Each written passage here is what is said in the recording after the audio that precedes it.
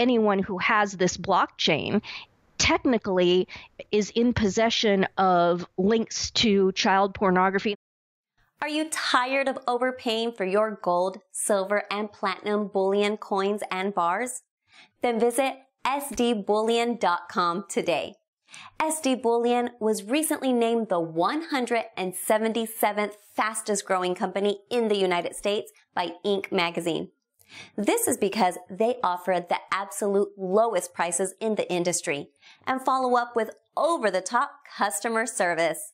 So what are you waiting for? Go to sdbullion.com today and join more than 60,000 happy investors that save money on every precious metals purchase they make.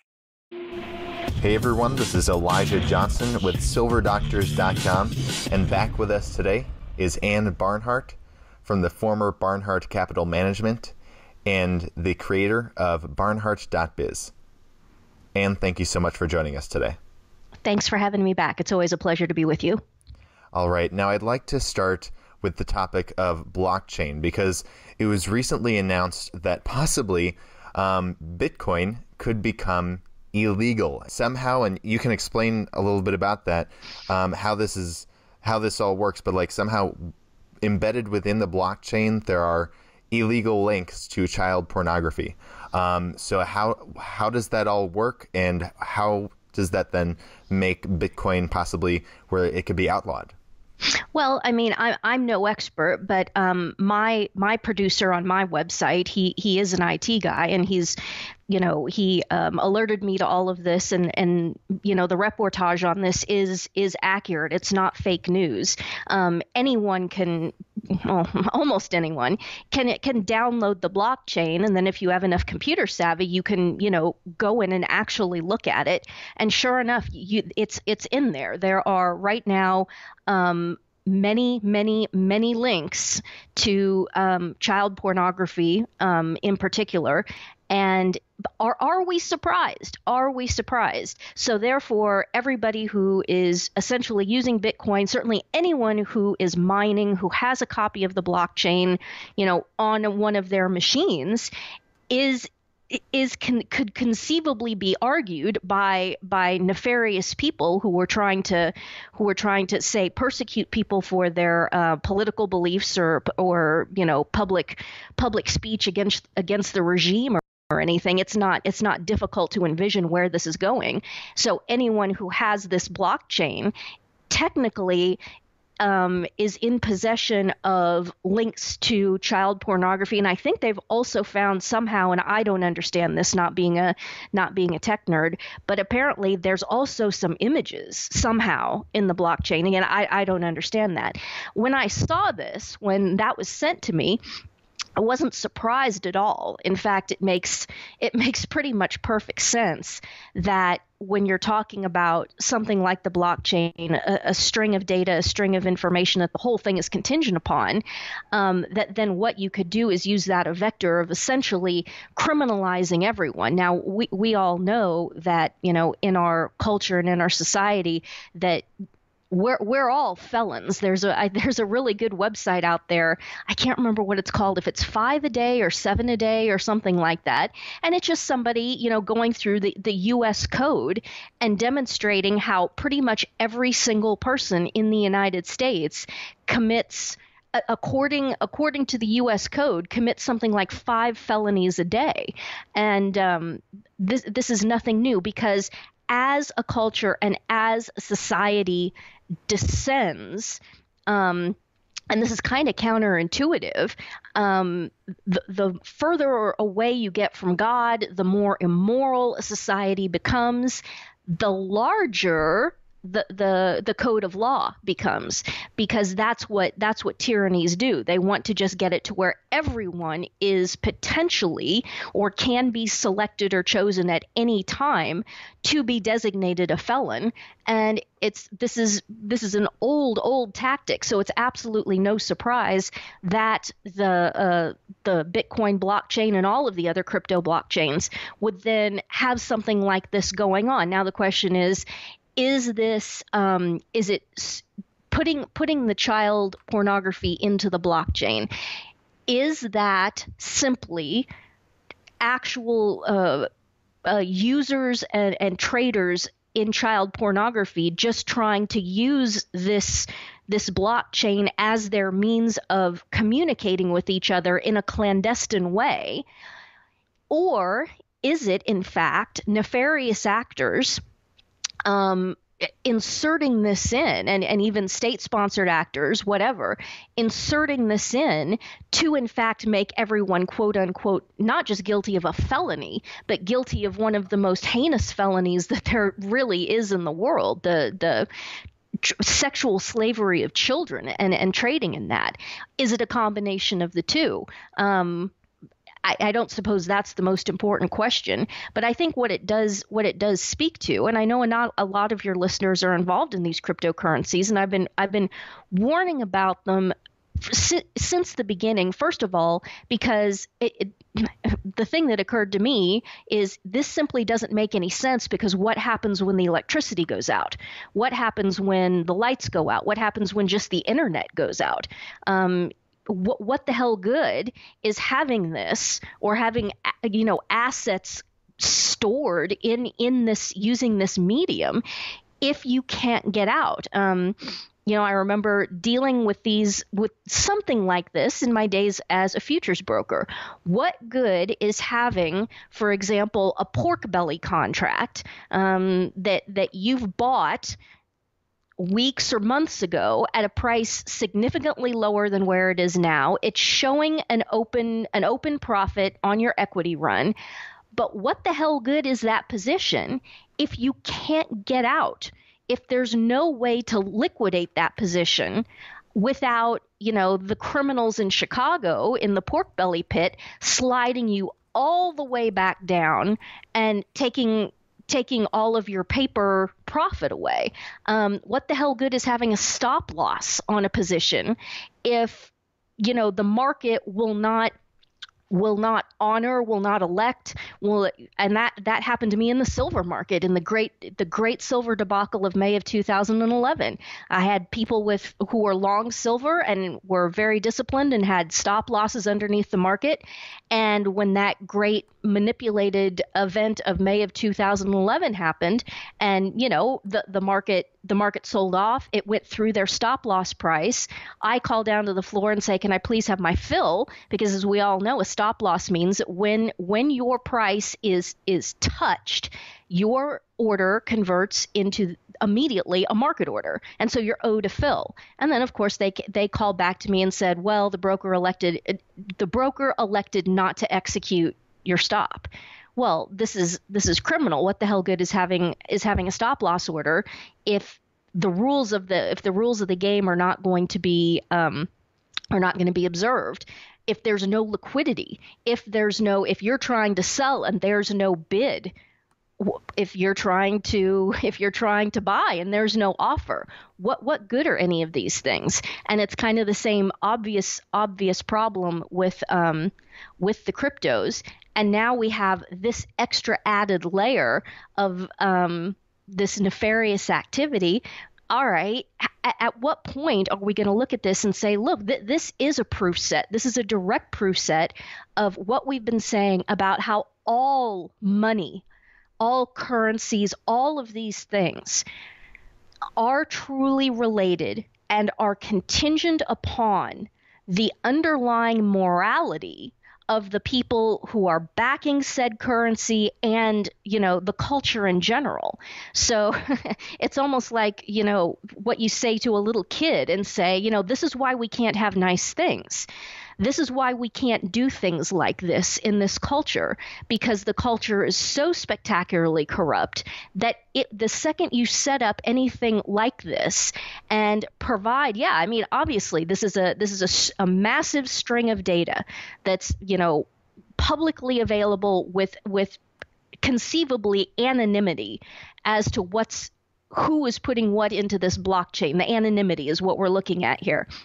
Well, obviously, if you live in an absolutely debauched, immoral, godless, post-Christian culture, then obviously what you have to expect is something like this is going to happen. And there's going to be people, swapping child pornography links with each other using this vector. And so, that first asks the question, wait a minute, who's backing this? Who are we dealing with here? Who do we go to? Who do we appeal to when things like this are happening? Well, you can't. There is no one. That's the question. Who is behind this? Who is backing this? In the sense, when I say who is behind this, not in the sense of it's a grand conspiracy, but in the sense of, the U.S. Federal Reserve notes as backed by the full faith and credit of the government of the United States of America, or whatever the exact verbiage is. And we see those words. And now, today, I think probably all of us, all of your listeners, completely agree that the words backed by the full faith and credit of the government of the United States is a laugh line. It is a laugh line. And so if that is a laugh line, then good grief, when you look at something that is like cryptocurrencies, where there's essentially no one behind it, at least no one identifiable. There's nobody that can be held to account. And at that point, what it becomes just kind of like a microcosm for the overall culture. And so you say to me, Anne, are you willing to trust storing your wealth in a paradigm that is a microcosm of the broad American neo-pagan post-Christian culture? And no, I am not comfortable with that. I am not comfortable with that at all, not even remotely close. And especially when there's absolutely no means of redress for any of this that's going on. And now we're getting into notions where this could be used to, nefarious actors in the government. They're clearly looking to censor speech, censor political speech, make sure that all discussion, preaching of Orthodox Christianity, especially with regards to the Sixth Commandment, which is, of course, thou shalt not commit adultery, and everything that's under that category header, any sort of discussion of that is now actively being branded as hate speech, criminalized, so on and so forth. Okay, let's look at the Venn diagram. People who are in good faith, trying to find some sort of an alternative, and trying to find some way of protecting their wealth, an alternative from the U.S. dollar, an alternative from, the mainstream banking system, people in good faith looking at these cryptos and saying, well, maybe this is a way for me to protect myself. Let's look at the Venn diagram of people who are Orthodox believing Christians and do hate sin and do hate sodomy and sexual immorality and all of these things, and do hate abortion and et cetera, et cetera. And then say, okay, there's a higher than average percentage of that group of people who are going to be looking at and attempting to use these cryptos. What can we do so that we can get all of them, quote unquote, guilty of a felony by being essentially in possession of child pornography files, so that when we identify them by their speech or by their, buying patterns and so on and so forth, we can then immediately go and selectively enforce this, knowing that by no fault of their own, they might have on their computer at home a copy of the blockchain. And if they're mining, they absolutely do, obviously. And they could then be prosecuted for participation in child pornography or the transmission of child pornography or something like that. It's pretty obvious. It's not surprising, and it just goes to show you have to constantly be asking yourself, who am I associating with? who am I doing business with here? And I don't think that it's acceptable at this point to look at something like these cryptos where you have absolutely no idea. And that's the point. You have no idea who you're associating with. You have no idea who is backing this. And then you're essentially letting these people, in a certain sense, into your home so that they can plant phony evidence against you to be used by a nefarious state. We just have to wake up.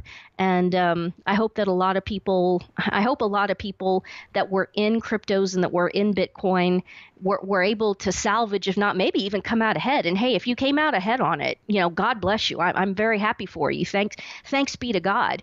But, get out of there and stay out of there and just look at the volatility. I think we've discussed this before on your show, Elijah. Markets that are healthy, markets that have integrity, are not choppy and volatile like this. That is not normal. The choppier and more volatile a market is, the less integrity it has. And so that's another key indicator right there. And I really don't think that at this point you can just shrug your shoulders and chalk it up to growing pains in terms of this market. I think it's something deeper and more profound than that. Do you think in principle, though, that Bitcoin can be stopped and actually made illegal? I mean, is there any way to actually enforce that law if it were to become a law that, you can't use Bitcoin anymore? Well, at some point, it's going to, if you're thinking, and if the mindset is, and I can't imagine that it wouldn't be, that the entire point of this thing is to be able to eventually to get to the point where, you go into the supermarket, you go into a restaurant, you go into a clothing store, whatever, and instead of having to go through that extra transactional step of going from the cryptocurrency to the local currency, US dollars, let's say, that you just automatically are crypto to crypto with somebody.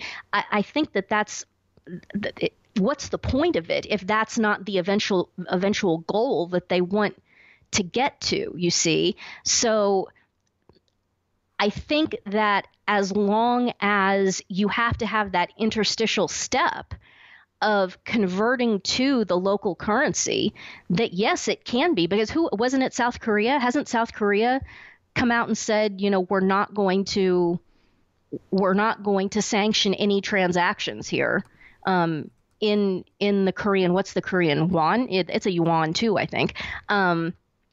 We're not going to sanction any of this. And that was a cause of, again, some extreme volatility, huge sell-off, massive chop. Just when South Korea said, we're going to put some barriers up to this. The other thing in terms of can you get rid of it, I just hasten to remind everybody, you can get rid of it if you turn off the electricity. If you turn off the internet, it doesn't exist. I mean, I puzzle at the fact that there are so many people who've been on the precious metals bandwagon and who have been, very sound on the notion that, physical possession is of massive importance. And, Barnhardt axiom 2A or whatever you want to call it, that if you can't stand in front of it with an assault rifle and physically defend it, then you don't own it and you probably never did. So the same people who are like, yeah, right on, that this is why we want to have precious metals and so on and so forth. We want to physically possess it. And it's largely, again, talking about Venn diagrams. There's a huge overlap of the group of people who were totally sound on the notion of physical possession and physically backed money, and in terms of precious metals, who are now completely content to utterly abandon that and turn everything over to the caprice of whoever it is standing next to the electricity switch, or even just the switch on the internet.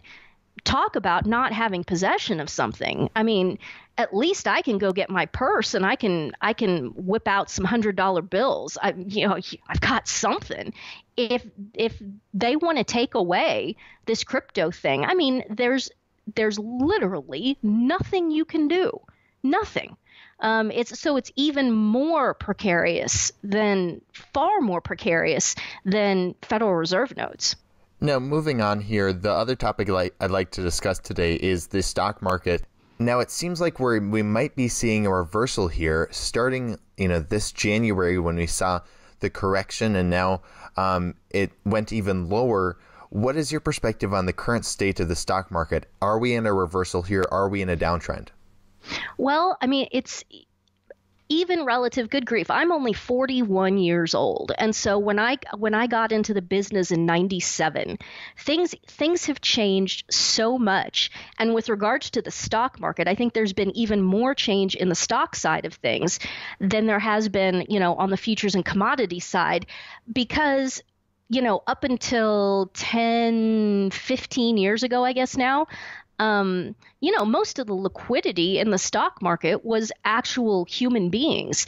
We have now made this transition to where the vast, vast, vast, vast majority of the volume every day and of the liquidity in the stock market is algorithms, and it has nothing to do with normal human beings. There really aren't that many people who are calling their stockbroker at Merrill Lynch or Edward Jones or whatever it is and are trading. I mean, there are still some people who are doing it, but most aren't. Now people have exposure to the stock market, but it's mostly in terms of their retirement accounts, which people by and large are not permitted to liquidate. I'm still all the time get emails from people saying, I want out of this 401k. I see this thing as a bubble. I want to get out of this. I want to take profits. They won't let me out. Yeah, of course. So when I see this downside chop and this topping action, first of all, it goes back to what we were talking about a minute ago, and that is markets of integrity do not have massive volatility like this. Massive volatility is indicative of a lack of integrity in a market. So that's the number one thing to remember. The number two thing to remember is, where is this sell paper coming from? Who's putting in these sell orders? Is this individual people? Is this algorithms? Or is this the mega banks? Trying to manipulate things and so on and so forth. And the other risk is yes, of course, this is a bubble. It's a massive, massive, massive bubble. And a lot of people who are way on the Trump bandwagon are saying, oh no, this is all completely legitimate because Trump is in. Guys, I'd hasten to remind you, look at what has just happened, where the debt is now over 21 trillion. They're adding $2 trillion a year. The budget that he just signed off on was a complete and total capitulation. Total capitulation. They were given the Democrats, and I mean, I hesitate to even make any differentiation right now, but at this point, between Republicans and Democrats, because I think we all know it's exactly the same damn thing. It's the same group of people. They're just putting on this show, pretending that there's two teams and pretending that there's some sort of antagonism or difference in agenda between them, just simply to keep people lulled into the sense that they are in any way being represented in their government, which clearly they aren't. So total, complete capitulation, massive exploding debt, everything keeps expanding. And you say, okay, why would there be this continued optimism? Well, look at the unemployment numbers. Well, look at how the unemployment numbers were totally manipulated throughout the entire Obama regime. Why do you think that manipulation has stopped? Why do you think? I mean, during the Obama regime, it was just unemployment, people unemployed for so long that what they started doing is statistically excluding them from the workforce. And so the workforce just kept shrinking and shrinking and shrinking, and they just kept doing this until they got the quote unquote unemployment rate down to 5%. So when Obama's in office, we're all going to look at this and point at it and say, this is what you're doing. You're cooking the books, you're cooking the numbers. We see it, it's obvious. This is all BS. But then as soon as Trump gets in, we look at the same unemployment figures coming out of the same offices of the same people, the same government bureaucrats, because none of that turns over and none of that changes. Okay, so now they're putting these figures out, and since Trump is in the White House, we're going to say, oh, look, this is all gospel truth. Well, of course it isn't. Don't you think maybe they've been using that as just another way to justify this continued blowing of this stock market bubble? So I'm obviously skeptical of all of it. And as you know, since I declared my tax strike and shut down the brokerage and everything, I've been telling people you need to disengage from this financial system and from these equity markets and the whole nine yards. You're playing with fire. And again, reiterating, if there are people out there who have made a profit and had windfall, I'm very happy for you. That's wonderful. I'm glad that your life did not end in financial catastrophe and all that. That's absolutely wonderful. But how long are we willing to look at this paradigm, tolerate this? It's obvious what's going on. It's obvious it's a bubble. The fact that no one will let you get out, the fact that there's no human liquidity, and the fact that you're looking at this massive, massive chop in a market that's that big. Again, that's the other thing. The bigger a market is, if the market has any sort of integrity, the more of participants there are, the easier it is to take advantage of inefficiencies and, arbitrage and do things like that. So you look at one stock that is undervalued and buying interest generates in that. You look at another stock that's clearly overvalued, which basically all of them are now. But just for the sake of argument, you see a stock that's overvalued and, selling pressure comes in. And the more participants you have and the bigger a market is, the more it keeps things smoothed out and the more it reduces chop and volatility like this. And the fact that you have a market that is as big as the stock market is now, that's experiencing such profound chop, is just another testament to its illegitimacy and why one should be getting out. And I know we've discussed this before, but if you can reiterate for our viewers, if the stock market is not a place to be putting your finances right now, what is your perspective on where more undervalued assets lie? Oh goodness, that's tough. I don't want to make any trading recommendations or anything like that. What I would always go back to is I would go back to the things that are utterly essential for human life. So, food-based, within reason. Ideally, one should be owning land, livestock, meat-producing livestock, dairy-producing livestock, whatever. But I guess the criteria that I would put to things would be, is this company or is this paradigm something that is absolutely essential to human life? And if it isn't, if it's anything extraneous, if it has to do with entertainment or, even technology and computing and things like that, that is not necessary for human life. I think the things that will hold their value the most will be those that are tied directly to human life. So I guess food and things like that. But again, I do not want to make any buy recommendations for any equities. All right. Well, Ann Barnhardt, thank you so much for sharing your time with us today.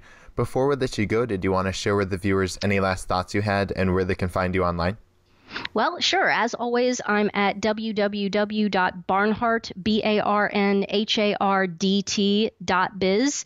That's pretty much the only place that I live on the internet. And we're doing a podcast over there. I have an in-house proprietary podcast about once a week, once every 10 days, something like that. I think we just recorded episode 49, so I already have quite a large cache built up. And just keep on keeping on, and keep focused on that which is truly important, and be assured of my prayers. All right. Once again, thank you so much, Ann. Thank you.